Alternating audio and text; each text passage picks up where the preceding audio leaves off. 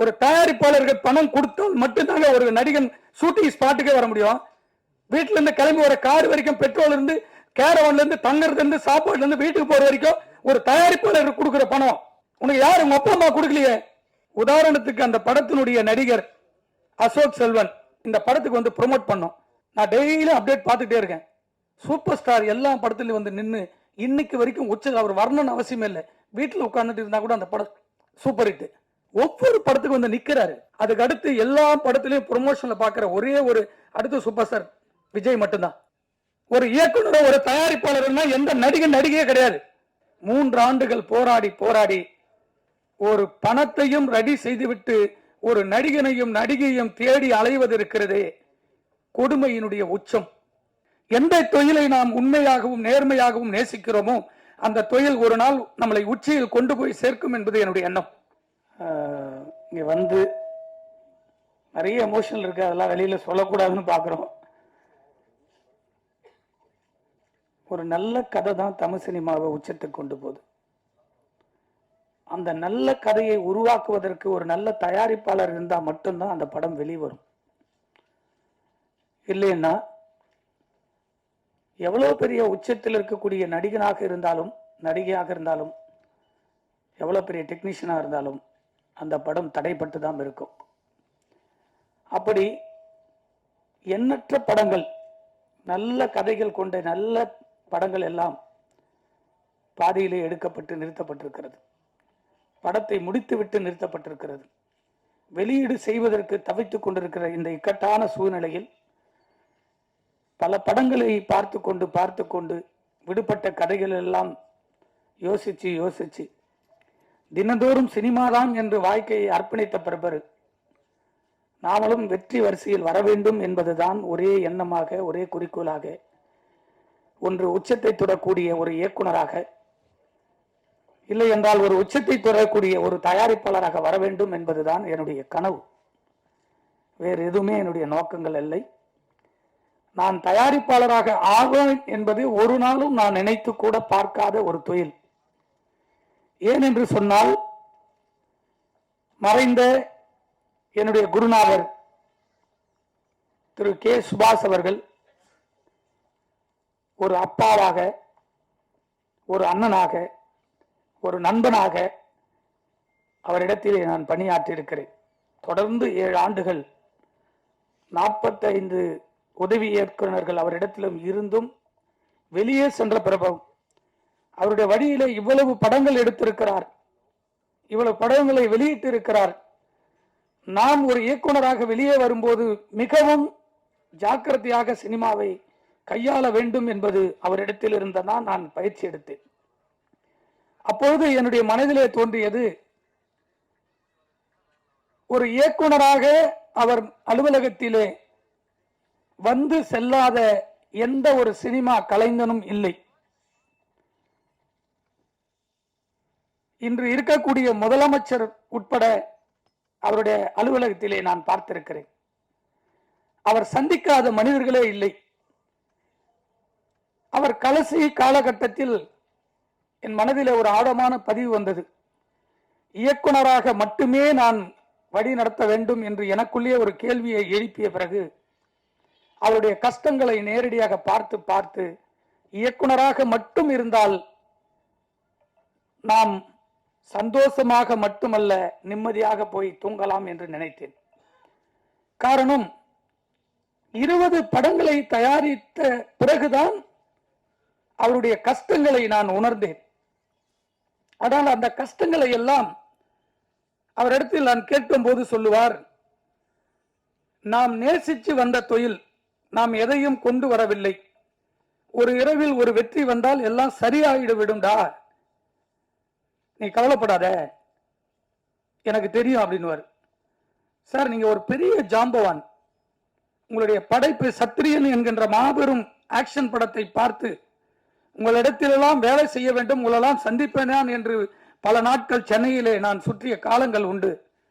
தயாரிப்பு வேணாம் sir, only direction பண்ணுவோம் சார் அப்படின்னு சொல்லும் போது கடைசி உதவி இயக்குனராக அவரிடத்தில் நான் பணி செய்தேன். அதுதான் எனக்கு முதல் இடத்தில் கொண்டு போய் சேர்த்தது. 45 60 உதவி இயக்குநர்கள் அவரிடத்தில் இருந்து கடந்து பிறந்தது நான் கடைசியாக சேர்ந்தவன். தொழிலை நேசித்துக் கொண்டே இருந்தால் அந்த தொழில் உன்னை கொண்டு போய் சேர்க்கும் என்று அவர்தான் எனக்கு அறிவுரை சொன்னார். ஆனால் அவருடைய அந்த தொழில் பக்தியை பார்த்து பார்த்து தயாரிப்பு வேண்டாம் என்று நான் நிலையாக இருந்தேன். அவர் காம்ப்ரமைஸ்ல தான் சொல்றாரு, கடுமையான நெருக்கடி ஒரு தயாரிப்பாளர் கிட்ட தான் இருக்கு. தயாரிப்பாளர் போடுகிற பணங்கள் அவருக்கான நிலையான ஒரு இடத்தை கொடுக்கவில்லை என்று அன்று நான் உணர்ந்தேன். ஆனால் அந்த காலகட்டத்தில் மதிப்பு மரியாதை எல்லாம் ஒரு தயாரிப்பாளர்களுக்கு மட்டும்தான் இருந்தது. ஆனால் இப்ப 10 ஆண்டுகளுக்கு மேலாக தயாரிப்பாளர்களுக்கு மதிப்பு எதுவுமே இல்லை, மற்றவர்களுக்கு அனைவருக்குமே மதிப்பு இருக்கிறதை நான் உணர்ந்தேன். ஒவ்வொரு நாளும் உணர்ந்தேன். தயாரிப்பாளர் கடவுளால் நான் ஆக்கப்பட்டேன். எனக்கு அந்த நினைப்பே வந்ததில்லை. ஒரு இயக்குநராக மட்டும் இருந்திருந்தால் இன்று என்னிடத்தில் ஒரு 20-25 கோடிகள் சொத்து இருந்திருக்கும். ஆனால் ஒரு தயாரிப்பாளராக தன்னைத்தானே தியாகம் பண்ணி தினந்தோறும் சம்பாதிக்கிறேன். சினிமாவில் எவ்வளோ வழிகள் இருக்கு.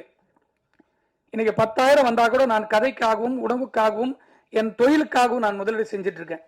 இது எதுவும் போய் சாப்பிடணும்னு அவசியமே இல்லை எனக்கு. ஆனால் இதையெல்லாம் கடந்து சினிமா என்கின்ற ஒரு புனிதமான தொழில் தயாரிப்பாளர்கள் இல்லை என்று சொன்னால் இல்லை என்பதனை நான் திடமாக தயாரிப்பாளர் ஆன பிறகு உணர்ந்தேன். இதையெல்லாம் சொல்லுவதற்கு ஏன் என்று சொன்னால், இந்த படம் நான் பல காலகட்டங்களை கடந்த பிறகு 20-21 ஆண்டுகளை கடந்து பல படங்களை நான் பார்க்கிற போது, இருக்கிற பிரச்சனைகளை சந்திக்கிற போது, நான் எதிர்பார்க்காத இயக்குனர் சங்கத்தில் என்னை இணைத்துக் கொண்டவர் என் குருநாதர் வழியிலே. நான் குருநாதராக வேலை செய்யவில்லை என்று சொன்னாலும் அப்பாவாக, அண்ணனாக, நண்பனாக எப்பொழுதுமே என் மனதில் இருக்கக்கூடியவர் என் சுபாஷ் சாருக்கு பிறகு டைரக்டர் விக்ரம் சார் அவர்கள். ஏனென்று சொன்னால், எந்த வழியில் வருகிறோமோ அந்த வழிதான் நம்மளுக்கு உயர்ந்த இடத்தில் கொண்டு போய் சேர்க்கும் என்று சொல்வார்கள். நான் அவரிடத்தில் ஒரு வாரத்தில் பேசவில்லை, சந்திக்கவில்லை என்று சொன்னால் என் மனம் சோகமாகும்.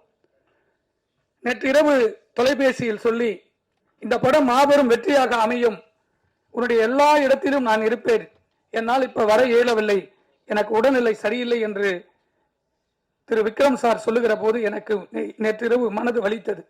எவ்வளவு பெரிய இயக்குனர், அவருடைய வாழ்த்தெல்லாம் கிடைக்க வேண்டும் என்று மட்டும்தான் நான் அவரிடத்தில் இன்று வரை ஒரு குருவாக, அண்ணனாக, நண்பனாகவும் அவரிடத்தில் சென்று கொண்டிருக்கிறேன். ஆனால் இதையெல்லாம் ஏன் சொல்கிறேன் என்று சொன்னால், ஒரு சினிமா வெளிவருவதற்கான தடைகள் எவ்வளவோ இருக்கிறது. இந்த 20-21 ஆண்டுகளை கடந்த பிறகு நிறைய படங்களை பார்க்க ஆரம்பிச்சேன். இயக்குனர் சங்கத்தில் 10 ஆண்டுகளுக்கு மேல் அப்படியே பதவியில் அப்படியே செல்ல செல்ல செல்ல என்னுடைய அனுபவத்தை கற்றுக்கொண்டேன். எப்படி வந்தது என்று சொன்னால், நான் சினிமாவை நேசித்து என்னுடைய கிராமத்தில் இருந்து நான் வந்தது அண்ணன் செல்வமணி அவர்களை சந்திக்க வேண்டும் என்பதுதான் எனக்கு கனவாக வந்தேன். 93 அவரை சந்திப்பதற்காக நான் வந்தேன். சந்திக்க முடிக்கவில்லை. திரும்ப +2 முடிச்சுட்டு அவரை சந்திக்க வேண்டும் என்ற ஆவலோடு அவரை தொடர்பு கொள்வதற்கு எனக்கு வழி தெரியவில்லை. ஆனால் அவரிடத்தில் இருந்த கேமராமேன் அவர் வீட்டுக்கே நேரடியாக சந்தித்து, உங்க ஊர் பக்கத்தில் நான் இருக்கேன், அண்ணனை சந்திக்க வேண்டும் என்று கேட்டேன். அவரும் இந்தியில் பிஸியா இருந்ததனால் 3 ஆண்டுகள் தொடர்பிலே நான் செல்ல முடியவில்லை. இதையெல்லாம் ஏன் சொல்லுகிறேன் என்று சொன்னால், அப்படிப்பட்ட மாபெரும் வெற்றிகளை கொடுத்த அண்ணன் செல்வமணி அவர்களை சந்திப்பதற்கும், அவரோடு இணைந்து நான் வேலை செய்வதற்கும், அவரோடு பயணிப்பதற்கும் இந்த இயக்குனர் என்கின்ற அவதாரம், இயக்குனர் சங்கம் என்ற அவதாரம் தான் இந்த சினிமாவை நேசித்ததனால் எனக்கு வழியை ஏற்படுத்தி கொடுத்தது. எந்த தொழிலை நாம் உண்மையாகவும் நேர்மையாகவும் நேசிக்கிறோமோ அந்த தொழில் ஒரு நாள் நம்மளை உச்சியில் கொண்டு போய் சேர்க்கும் என்பது என்னுடைய எண்ணம். அதன் பிறகு இந்த 4 ஆண்டுகளில் கொரோனா காலகட்டத்தில் சந்திக்காத பிரச்சனைகளை எல்லாம் இந்த கொரோனாவில் நான் சந்தித்தேன். அந்த சந்திப்பை ஒரு ஆரோக்கியமான சினிமாவுக்காக தியாகம் செய்தேன். அப்படி தியாகம் செய்கிற காலகட்டத்தில் தான் இந்த படத்தை ஒரே ஷெட்டில் முடித்திருக்கக்கூடிய என்னுடைய நண்பர் சுதாகர் அவர்கள் இந்த படத்தை என்னிடத்தில் வந்து சொன்னார். ஆனா, நான் ஒரு படத்தை முடிச்சிட்டு இருக்கேன், எனக்கு வழி தெரியல, இன்னும் 1 கோடி இருந்தா முடிக்க முடியும். அந்த ஹீரோ, அப்கமிங்ல இருக்கிற ஹீரோ, எந்த ப்ராப்ளமே வராது, உனக்கு நான் எல்லாம் உதவி செய்யறேன்னு சொல்லி அந்த படத்துக்காக இறங்கி முதன் முறையாக படத்தை பார்த்து எனக்கு இந்த படத்தில் ஏதோ ஒரு விஷயங்கள் இருக்குது என்று ஆழமாக பதிவு செய்து 5 தயாரிப்பாளர்களுக்கு இதை நான் ஆவணம் செய்தேன். அந்த 5 தயாரிப்பாளர்களும் கரண்ட்ல இருக்கிறவங்க. இந்த படம் வரும், கம்மியான பட்ஜெட், நீங்க எடுத்து பண்ணுங்க, என்கிட்ட பணம் இல்லைன்னு ஓப்பனாவே இன்னொருத்தரை உயர்த்த வேண்டும் என்பதற்காக அவரிடத்தில் நானே கொண்டு போய் சேர்க்க வேண்டும் என்று சொன்னேன். யாரும் முன் வரவில்லை. அதன் பிறகு சுதாவே வைத்து படத்தை முடித்து விடுவோம் என்று நான் எப்பொழுதும் மதிக்கக்கூடிய, எனக்கு அப்பாவாக இருக்கக்கூடிய இடத்தில் எப்பொழுதும் எனக்கு தமிழ் சினிமாவில் யாரெல்லாம் ஒருவர் நல்லவர்களுக்கு கை தூக்கி கொடுப்பார்கள், அந்த துணை எப்பொழுது வரும் என்று சொன்னால் உண்மையான நேர்மையான எண்ணங்களோடு செயல்பட்டால் கடவுள் ஏதோ ரூபத்தில் நம்மளுக்கு எட்நூறு சேர்ப்பார். அப்படி கடவுள் ரூபத்தில் வந்தவர் தான் திரு மகேந்திரகுமார் அவர்கள். அந்த படத்தை முடிப்பதற்கு தொடர்ந்து 3 ஆண்டுகள் போராடி போராடி ஒரு பணத்தையும் ரெடி செய்துவிட்டு ஒரு நடிகனையும் நடிகையும் தேடி அலைவது இருக்கிறதே, கொடுமையினுடைய உச்சம். உதாரணத்துக்கு அந்த படத்தினுடைய நடிகர் அசோக் செல்வன் எத்தனை படங்கள், அவரும் ஒரு படம் தயாரிச்சிருக்காரு. அந்த படத்துல எவ்வளவு பிரச்சனை அவங்களுக்கும் தெரியும். அப்படிப்பட்டவரை முதலில் சந்திக்க வேண்டும் என்று நேரடியாக சந்தித்து எவ்வளவு பேலன்ஸ் இருக்கோ அப்படியே எடுத்து கையில கொடுத்துட்டு டேட்டு கேட்டு வந்தேன். 4 வருஷம் முடிச்ச படத்தை பணத்தை கொடுத்துட்டு நிறுத்தின பிற்பாடு 7 மாசம் டேட்டுக்காக வெயிட் பண்ண. அவரு டேட்டு கொடுத்த பிற்பாடு நடிகையுடைய டேட்டு பிரச்சனை.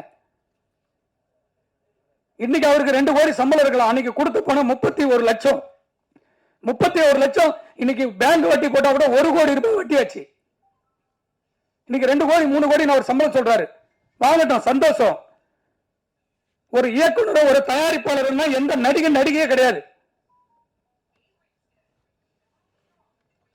இன்னைக்கு 10 கோடி பிசினஸ் ஆகுதுன்னா 10 தயாரிப்பாளர்கள் செத்து பிறப்பதான் ஒரு நடிகன் உச்சத்துக்கு போறான். அந்த தயாரிப்பாளரை திரும்பி பார்க்காத எந்த நடிகனும் உச்சிக்கு போய் திரும்ப வந்ததில்லை. கீழே உழுந்து கண்ணுக்கு முன்னாடியே பார்த்திருக்கோம் எவ்வளவு நடிகர் நடிகைகளை. இதுக்காக போராடி டைரக்டர் அழகா சொல்லிட்டு போட்டாரு அழகு பெருமாள் சார். அவருடைய படைப்பெல்லாம் பார்த்து பிரமிப்புல வந்தேன். அவருக்கு அசிஸ்டண்டா சேரணும். அந்த உணர்வு தாங்க தமிழ் சினிமா. ஒரு இயக்குனர் இத்தனை வருஷம் போராடி ஒரு படம் எடுத்து வச்சிருக்காரு. இந்த இயக்குனர் கதை சொல்லி உனக்கு பிடிச்சதான அந்த படத்துக்கு நடிக்க வந்தீங்க. ஒரு 2 மணி நேரம் 1.5 மாசமா சொல்லிட்டு இருக்கோம். சொல்றான்னு ஒரு நாள் பதில் இல்லை. ஒரு தயாரிப்பாளர்கள் பணம் கொடுத்தால் மட்டும்தாங்க ஒரு நடிகன் ஷூட்டிங் ஸ்பாட்டுக்கே வர முடியும்.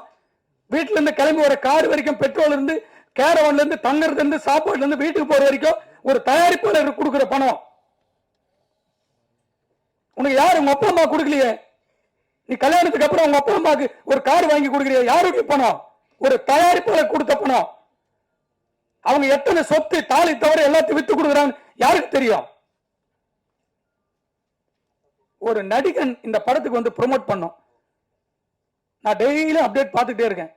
சூப்பர் ஸ்டார் எல்லா படத்திலும் நின்று இன்னைக்கு வரைக்கும் உச்ச, அவர் வரணும்னு அவசியமே இல்லை.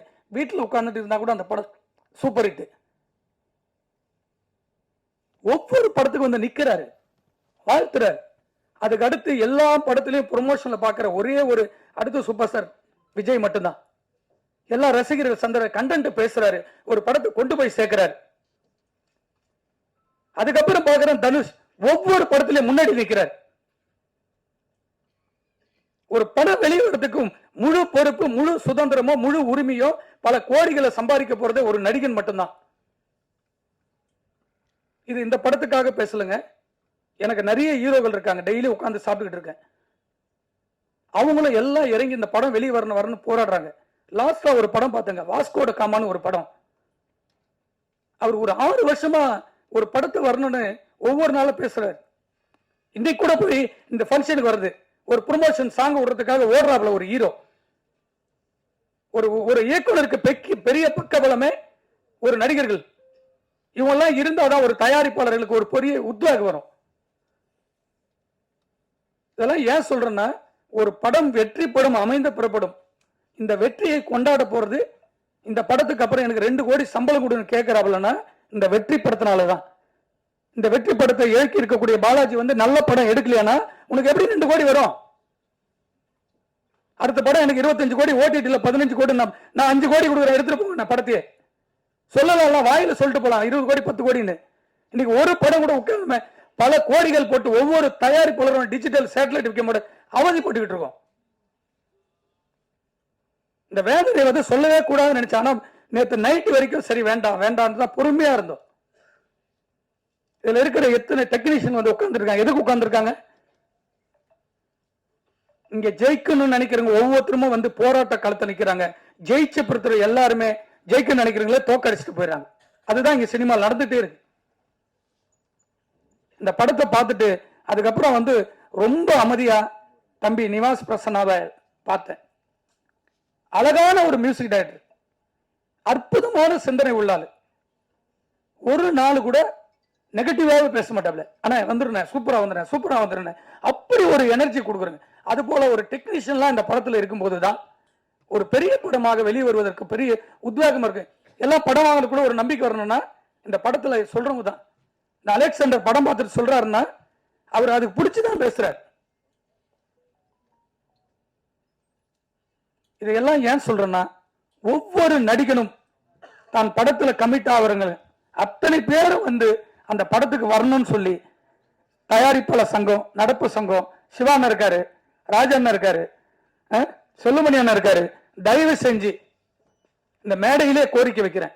ஒரு படத்தில் நடிச்சு அவங்களுக்கு சம்பளம் தான் கேட்க நாங்க கொடுத்துட்டு போறோம். படம் ஷூட்டிங் முன்னாடியே டப்பிங் கூட முடியல, பணம் கொடுத்தாதுன்னு கேரள இருந்தாப்ல.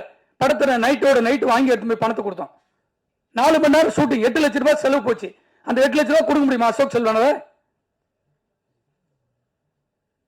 இதையெல்லாம் மீறி திரும்ப வந்து ஒரு படத்தை எடுத்து முடிச்சு வரும்போது ஒரு இயக்குனரோட பக்கபலமா இருந்து அந்த படத்துக்கு எல்லா இடத்துலயும் வந்து நிக்கணும் ப்ரொமோஷனுக்கு. இது எனக்காக சொல்ல, எல்லா படத்துக்கும் எல்லா நடிகர்களும் ஒத்துழைப்பு கொடுக்கணும்ன்றதான் என்னுடைய எண்ணம். இது என்னுடைய படத்துக்குன்னு நான் சொல்லவே வரல. போன் எடுக்காத நடிகர் எதுக்குங்க? மேனேஜர் வைங்க, இல்ல மேனேஜர் ரெஸ்பான்ஸ் பண்ண சொல்லுங்க. ஒவ்வொருத்தருக்கும் 50,000 பேட்டா வரணும்னா 50,000 வேணும்ன்றீங்க. யாருக்கிட்ட பேசுறது? ஒன்னு இயக்குநர்கிட்ட பேசணும், இல்ல தயாரிப்பாளர்கிட்ட பேசணும். உங்க ப்ராப்ளம் என்னன்னு சொன்னா அதை சால்வ் பண்ணுவோம். இது எல்லாமே வேதனையுடைய உச்சத்தில் தான் நான் பேசுறேன். ஏன்னா ஒரு நடிகர் நம்ம வேண்டாம் வேண்டாம் வேண்டாம் அப்படின்றதுக்காக தான் ரொம்ப அமைதியா இருந்து இருந்து இவ்வளவு பெரிய ஜாம்பவான்களா எவ்வளவு டைம் எல்லாம் வேஸ்ட் பண்ணி எதுக்காக வந்திருக்காங்க சொல்லுங்க? ஒவ்வொருத்தருக்கும் ஒரு கடமைகள் இருக்கு. இந்த படத்துல இருக்க இந்த படம் வெளிவரத்துக்கு யாருக்கு பிள்ளையார் சுதாகர்னு ஒரு ஆள் ஒருவர் இல்லைன்னா இந்த படம் எப்படி வரும்? ஆரம்பிச்சிருக்க முடியாது. தான் ஸ்கிரிப்டை தூக்கிட்டு போய் பாலாஜி எத்தனை வருஷத்துக்காக போராடுறாரு. அவர் இந்த படத்தை தூக்கி போட்டு வேற படத்துக்கு போயிருக்கலாமே. போலி கடைசி வரைக்கும் இருக்காரு. இந்த படத்தை வராத படத்தை வரும் நம்பிக்கையில எப்படி மகேந்திரகுமார் கேட்டு உடனே பணம் கொடுக்கிறாரு எனக்கு?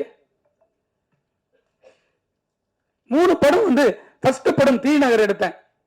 தயாரிப்பாளர் ஒரு நாள் வரவே மாட்டார். உடனுடன் அந்த படத்துக்கு எல்லா வேலையும் எல்லாத்தையும் நடத்துவோம்.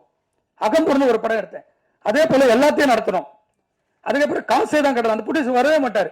படத்தை பண்ணி கையில கொடுத்து அந்த படத்தை ரிலீஸ் வரைக்கும் நிற்போம். என் கூட நடிச்ச எல்லா நடிகருமே என்னோட அப்படியே ஃப்ரெண்டா இருப்பாங்க. இப்ப இந்த படத்துக்கு படம் 4 வருஷமா போராட்டமா தூங்கும் போதெல்லாம் அந்த படம் தான் வருது.